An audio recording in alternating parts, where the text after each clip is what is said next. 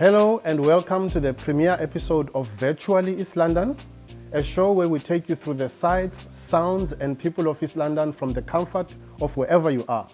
My name is Masindi Musehana and I'm your host today, or rather your guide as we go through East London.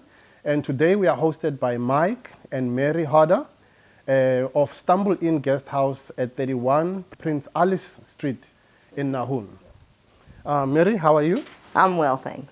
Very, very well. Wow. Mary, how long has this establishment been in place? Well, we started very, very small in 1996 with one room and yes, just grown. So we have 10 rooms now. And we love what we're doing. We're still doing it. Wow. Can you remember your first guest? Hell yes. Yes, it was Bruce Wesson. And actually we're going to have lunch with him tomorrow. So we've still remained friends, even though he's retired quite a long time ago. Yeah, so we're still, him and his wife, we're still friendly with them. Wow, thank you. So today, Mary will be taking us through this B&B. It's a beautiful place with a lovely experience, lots of arts that are handmade. We'll be talking about those. But first, I want us to go into our history segment for today. In our history segment today, East London is known as the Mecca of boxing in the country. And so, the Orient Theatre is its Masjid al-Haram, where every aspiring boxer dreams of fighting and every die-hard boxing fan would love to visit. A few fun facts about Orient Theatre. We know that it derives its name from the Orient Beach, which used to be known, interestingly, as the Sandy Beach. In 1907, a Russian vessel called the SS Orient ran aground on the shore, and Sandy Beach was since known as Orient Beach, and so Orient Theatre derived its name from there.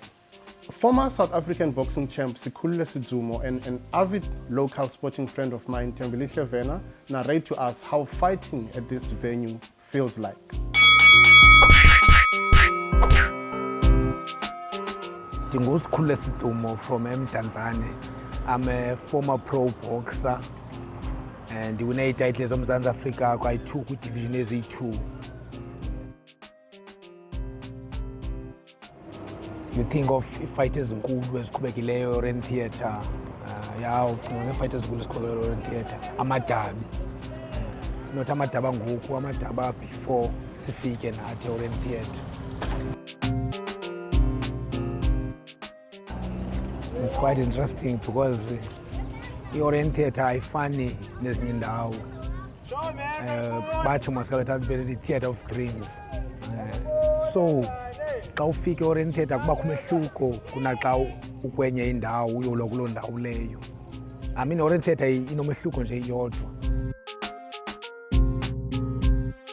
It's different boxing yaseMonti ne-boxing yezinye indawo, as we all know that iMonti i-Mecca of boxing. Ukhulu umehluko lowo. I-boxers from eMonti, they actually intelligent gqithi. Kunoba uzicompetition ne-boxers akwezinye indawo. Umehluko ebangulowo kwi-boxing yalapha eMonti naseJoburg naseDurban. I'm busy with abantwana ne-gym. Ndazicela ndisabox uba ndizawuvula igym yamanqindi nditrain abantwana and ndifuna uzibona ndine-world champions and ndiyayazi uba ndizawuproducer i-world champions. Yinto endiyaziyo leyo. Because nangalo mzuzu I have good boxers, young good boxers who are intelligent, who are too smart. Welcome back. My name is Masindi Musehana and you're watching Virtually East London. Please remember to like and subscribe to this page, to this channel, so that you are always able to get updates when we put new content onto the page. This is our premiere episode and we're hosted by Mary Harder at Stumble Inn, 31 Prince Alice Drive in Nahoon. Mary, I note that each room in the 10 rooms that you have, all of them are uniquely designed and a lot of thought has gone into the design of each room. Please tell us more about that. Well, because we used to own a furniture factory shop before, and Mike is probably a frustrated artist, so this was one way of of creativity. So that's why he can make anything, different furniture, and that's how the rooms came about. So our first one was the sports room. Oh, wow. And I like what he's done to it. He's turned a lot of sporting equipment into furniture.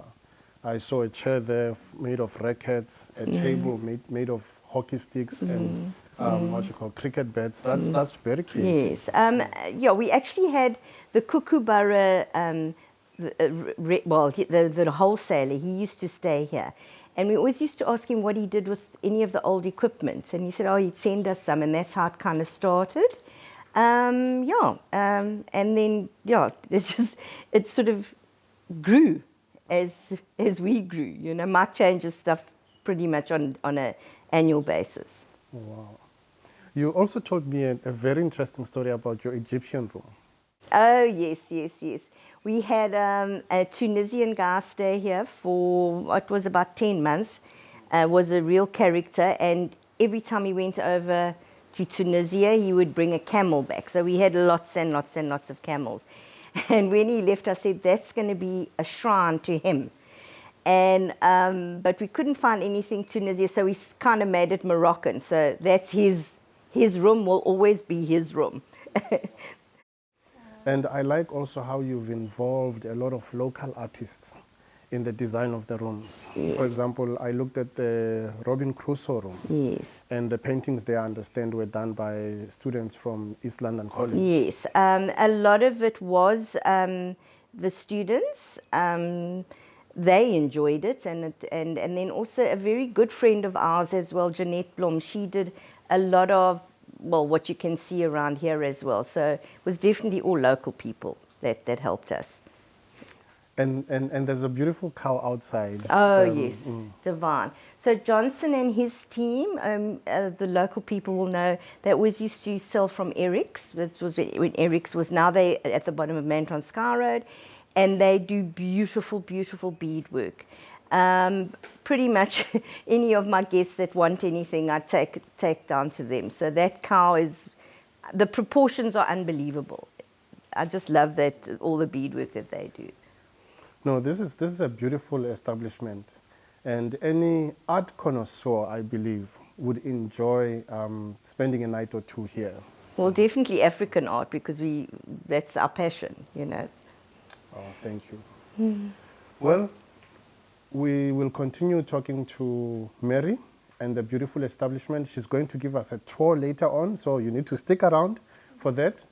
But in our personality segment for this week, we speak to Lwazi Dekeda, a retired attorney, a seasoned speaker, MC, preacher, radio show host, and author of You Owe Us Your Greatest Life. Bring your peace. Hello to the viewers. It's such a wonderful opportunity for me to be here on this platform. My name is Lwazi Dekeda. I'm a writer, I'm an author. I've authored my first book, which came out last year, and I think that's what this interview is about. I'm a father. I'm married to one wife. Been married for 14 years now, and I've got an 11-year-old daughter and a 10-year-old son. The book is doing well. I mean, much better than I ever expected. I mean, it's just over a year now. I've sold about 900 copies. I've got some copies that are waiting to be bought. In fact, the process, you know, is continuing with the Department of Arts, Sports and Recreation. They are buying some of those books to put into their libraries. I've got books that have made their way to Swaziland, to the UK, to the US, and to Canada as well. So the book, you know, is getting out there. People are getting interested in the book and the message that it holds. I mean, many people say, look, I just saw that cover and it spoke to me and it challenged me.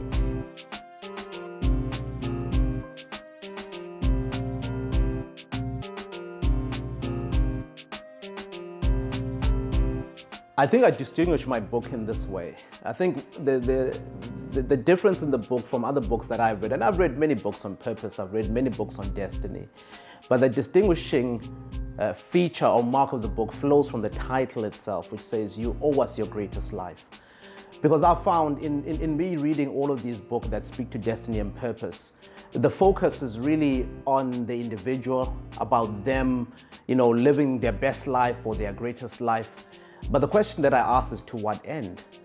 And I believe the fact that we are created by God, there is a purpose that we need to live out in this world. So I say you owe us your greatest life, and I distinguish the book on two levels. Number one, the fact that the book really, I think, puts pressure on the individual, or draws out from the individual the fact that you are born for a reason and for a purpose. There is something that you're born to do on this world.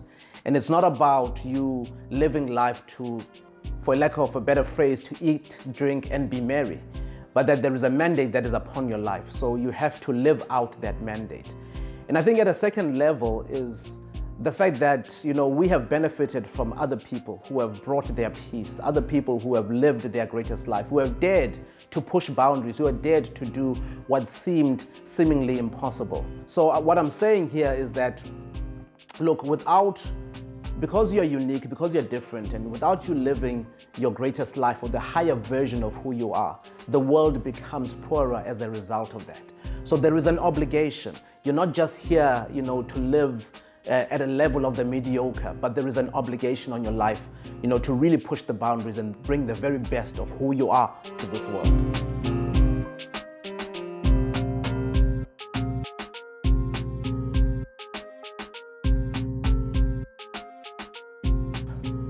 Yeah, I think every chapter to a writer is their favorite chapter, but I think this is one of the chapters that really speak to me a lot, because I dealt with this issue of fear, and I had to face fear head on a lot, especially in the area of public speaking. And I'm going to get to your question. I just want to start here first, because it's interesting to me that what I found to be my purpose is public speaking and conveying and communicating to people. But yet there was this thing that was in my life, that was planted in my life, which was the fear of public speaking. And I found that fear comes to minimize our potential. Fear comes to keep us in a level of mediocrity. So you asked a very interesting question, because I think a lot of us, if not all of us, in some way or another, in varying degrees, at different levels, we are challenged by this aspect of fear. And I would say, yes, of course, I write from a Christological worldview, because that is how I see the world. But there are certain principles which I deal with, both in the chapter on overcoming fear and also in the chapter on pursuing purpose. I deal with certain principles that I think could be of help. They're not principles that necessarily flow from the Bible, but they are principles that I think that could help people to deal with fear or to manage it.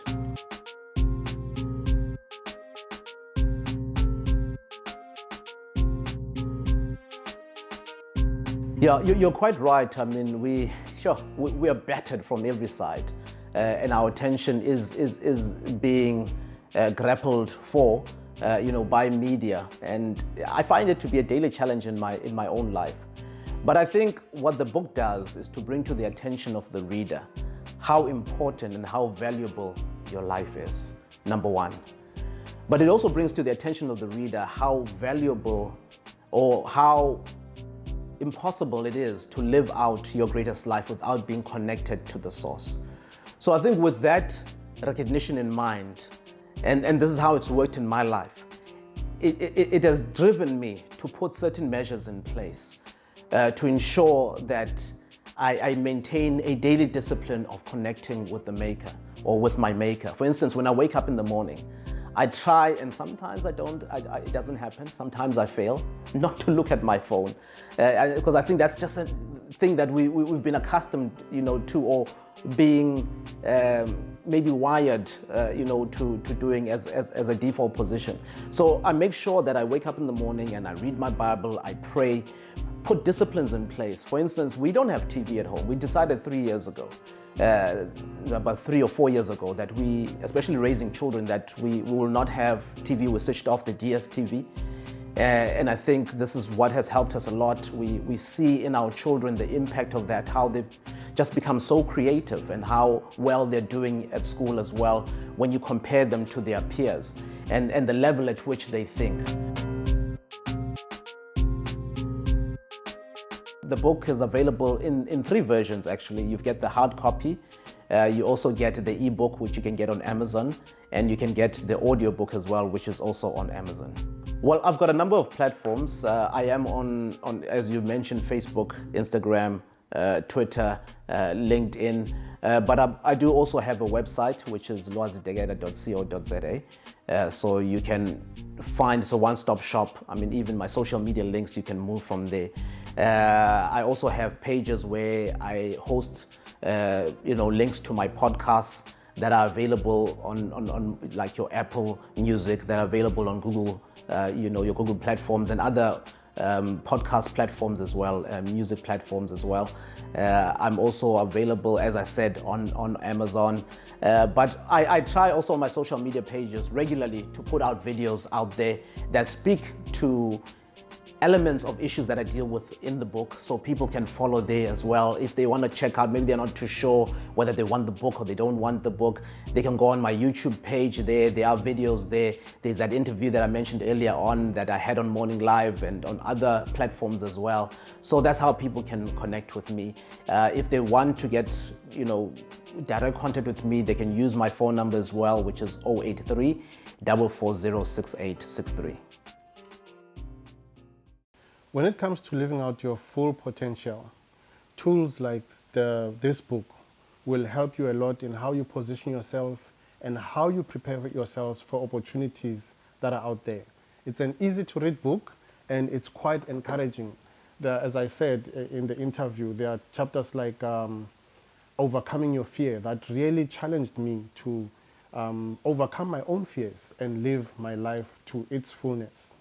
Well, my name is Masindi Musahana. You are still on Virtually East London, and we are in conversation with Mary Harder. As we close the conversation, I want Mary to just give us contacts. How do people contact you if they want to make reservations?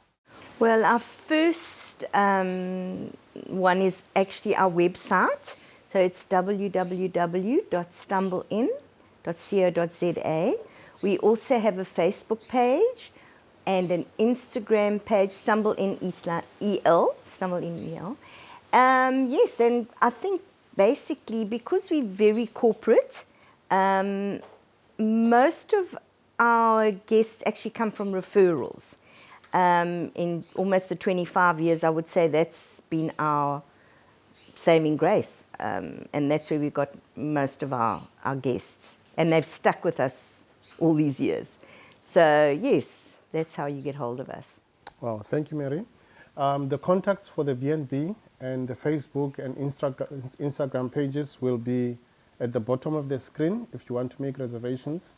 I actually challenge you to go to the website and look at the different rooms that they have on offer. Please, before we close, tell us about the Austin Powers room. Well, yes, it's a bit crazy. That was probably the only room that my husband and I disagreed on to have, but who has an Austin Powers room at home? No one. So why not come and stay here for a night or two? I don't think you could possibly stay here for 2 weeks in that room, but certainly it can be a fun 2 nights. Yes, exactly, just the experience. Yeah, so that's kind of what we do. We bring the fun element into going away. Wow, thank you. Ladies and gentlemen, this has been our premiere episode. Please don't remember to like and subscribe to our page. We are pushing towards our first 500 subscribers, so help us reach that goal. Make that subscribe button gray, and see you next time on Virtually East London.